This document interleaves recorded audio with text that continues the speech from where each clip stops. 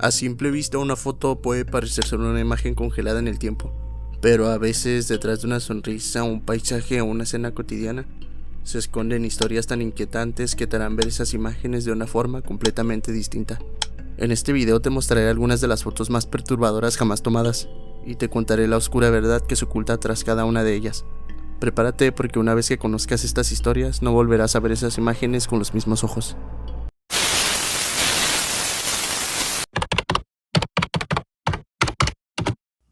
En Albuquerque, Nuevo México, la noche del 3 de junio de 1991, entre las 9:30 de la noche y las 11 de la noche, un camionero local llamado Eduardo Collins se registró en un motel. A pesar de que aparentemente había viajado solo, le pidió al recepcionista una habitación doble para una noche, así que le dieron las llaves de la habitación 233. Eduardo pagó en efectivo a tarifa de camionero, y el recepcionista le dijo que saliera a las 11 de la mañana del siguiente día. 2 días después, el 5 de junio, los empleados del hotel se dieron cuenta de que Eduardo no había salido la mañana anterior como debía, así que enviaron a un guardia de seguridad para que lo revisara. La puerta de la habitación 233 estaba cerrada con llave por dentro, y había un cartel que decía "no molestar". Estaba colgado del pomo de la puerta. El guardia tocó, pero no hubo respuesta, así que sin llave de repuesto disponible usó un destornillador para acceder a la habitación. Aparte de unas cuantas botellas sobre la mesa, nada parecía realmente fuera de lugar, hasta que entró al baño. Dentro, colgando del cabezal de la ducha por una trampa para maletas, estaba el cuerpo sin vida de una mujer no identificada. A pesar de que su rostro estaba muy descompuesto, los patólogos creen que murió el mismo día que Eduardo se había registrado. Esto fue 2 días antes. Un informe toxicológico reveló que tenía la hormona en su sistema. Era una mujer caucásica o posiblemente hispana, de entre 25 y 35 años. Medía alrededor de 1,70. Pesaba aproximadamente 63 kilos y tenía cabello rubio, rojizo y rizado. No tenía nada que la identificara. La llamaron la desconocida de Albuquerque. Los investigadores examinaron la habitación, y una de las primeras cosas que encontraron fue esta imagen sobre la mesa. Se cree que la foto es de la propia mujer fallecida sentada junto a un hombre no identificado. El ángulo distorsionado combinado con la expresión de la cara le da a la imagen una cualidad inquietante, casi misteriosa, que deja a mucha gente inquieta, dada la historia de la foto. Se cree que la imagen fue tomada en una cabina de fotos dentro de un centro comercial unas pocas horas antes de la muerte de la mujer. La foto fue mostrada al empleado que estaba trabajando la noche del incidente. A pesar de no ver a la mujer entrar al motel, confirmó que el hombre de la foto era Eduardo. Resulta que Eduardo se había registrado en el motel con información legítima. Lo único sobre lo que había mentido fue su matrícula. Tras varios años de investigación, la policía localizó a su familia. Sin embargo, Eduardo ya había fallecido por causas naturales. Curiosamente, cuando le mostraron la foto a su familia, dijeron que el hombre no era Eduardo y que no tenían ni idea de quién era ese hombre. Tampoco tenían ni idea de quién era la mujer. Que la hubieran encontrado muerta en la habitación del motel años antes era una novedad para ellos. Con su principal pista esfumada, los investigadores reexaminaron las demás pruebas que habían encontrado en la habitación. Había un bolso de gamuza de mujer, con una billetera que contenía $500 en efectivo, una maleta llena de ropa de mujer, una pulsera y, lo más interesante, una báscula digital con el nombre de George Martínez. Se cree que esta báscula se utilizaba para medir sustancias ilícitas, y que George Martínez pudo haber sido el nombre del hombre en esta foto. Si estas impresiones de la cabina de fotos realmente se tomaron justo antes de que muriera la mujer, ¿estaba George Martínez con ella cuando falleció? En un esfuerzo por descubrir la verdadera identidad de esta mujer, las autoridades publicaron esta versión alterada digitalmente de la imagen de la cabina de fotos. Esta versión le da a la imagen una expresión mucho más neutral, y de alguna manera extraña es aún más inquietante de ver. Independientemente de que haya tenido el efecto deseado, en marzo de 2021 los investigadores recibieron una pista confiable de que el verdadero nombre de la sierva podría haber sido Becca, y que podría haber sido del condado de Los Ángeles. Se cree que voló de California a Nuevo México poco antes de que su vida llegara a su fin. En este momento la policía no sospechaba de un crimen en el caso de Becca, sino que se cree que se quitó la vida. Ahora mismo todo lo que quieren hacer es devolverle su nombre completo y hablar con el compañero masculino que estaba con ella en su última fotografía. Hasta el día de hoy, sin embargo, aún no ha sido localizado, y la verdadera identidad de Becca sigue siendo desconocida. Aún hay muchos que creen que, dadas las circunstancias, Becca en realidad fue asesinada. Con tantos cabos sueltos, últimamente parece poco probable que en un futuro no muy lejano descubramos quién era realmente Becca. Es extraño pensar que durante más de 30 años nadie se ha presentado para reclamarla, incluso con esta foto disponible para el público. Seguramente alguien sabe por ahí que está desaparecida, aunque solo sea el hombre que estaba con ella en su última foto. Ahora pasamos a una foto que fue el 19 de febrero de 2022. Paula Ruiz era una madre de 4 hijos y vivía en Chiapas, México. Alrededor de las 11 de la noche terminó su turno en el Hotel Aserif de Corral, después de lo cual se encontró con su hijo Miguel y caminó con él hasta un estacionamiento cercano. Cuando la pareja llegó ahí se dieron cuenta de que la motocicleta de Miguel había sido robada. Paula estaba furiosa de que alguien se llevara la bicicleta de su hijo. Ella y Miguel comenzaron a caminar por el área esperando que el ladrón no hubiera llegado muy lejos. Por suerte vieron a un hombre empujando la motocicleta de Miguel por una calle oscura acompañado de un cómplice, en una motocicleta separada a su lado. Paula y Miguel se acercaron rápidamente a estos dos hombres y exigieron que devolvieran la motocicleta de inmediato. Desafortunadamente no estaban tratando con pequeños delincuentes. Estos dos hombres eran delincuentes que eran muy conocidos por la gente. Solo se sabía que uno se llamaba Antonio. Las cosas se intensificaron y estalló una discusión entre Miguel y el delincuente. Temiendo por la seguridad de su hijo, Paula se interpuso frente a Miguel para protegerlo. Una acción que pudo haberle salvado la vida. Habiendo tenido suficiente de sus protestas, uno de los ladrones sacó un arma y apuntó a Paula. Paula sacó su teléfono y tomó esta foto de él. Esta fue la última foto que tomaría en el momento exacto en el que cayó el obturador de la cámara.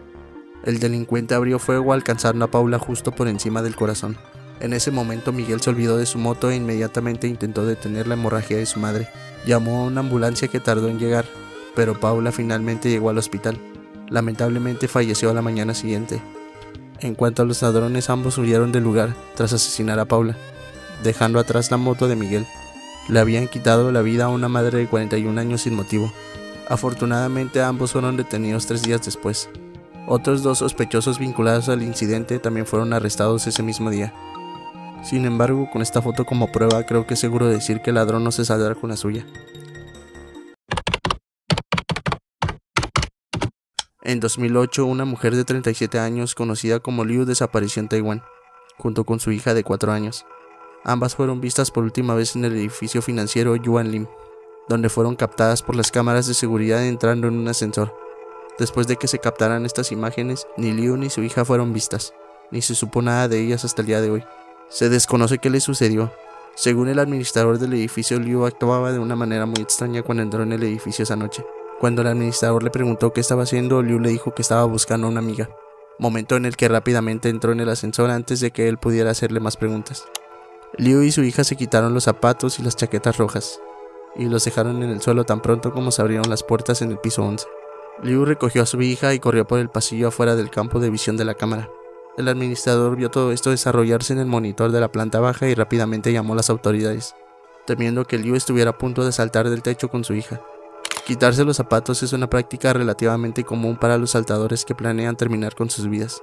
Quitarse las chaquetas rojas también fue una señal preocupante. El rojo es un color muy simbólico en Taiwán, y se dice que quienes mueren vistiendo ropa roja regresan como espíritus vengativos. Era casi como si Liu se estaba preparando a sí misma y a su hija para una transición pacífica en sus próximas vidas. La policía llegó rápidamente, examinó las imágenes y estuvo de acuerdo en que el comportamiento irracional de la mujer sugería que estaba a punto de terminar con su vida. El asunto es que registraron todo el perímetro del edificio y no encontraron el cuerpo de la mujer ni el de su hija. Docenas de oficiales registraron el interior del complejo, incluido el tejado, pero no encontraron absolutamente ningún rastro de ninguna de las personas desaparecidas. Fueron puerta por puerta y preguntaron si alguien había visto algo.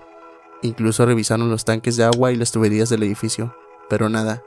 Era como si a las 2 se las hubiera tragado la tierra. Estas imágenes se hicieron públicas unos días después.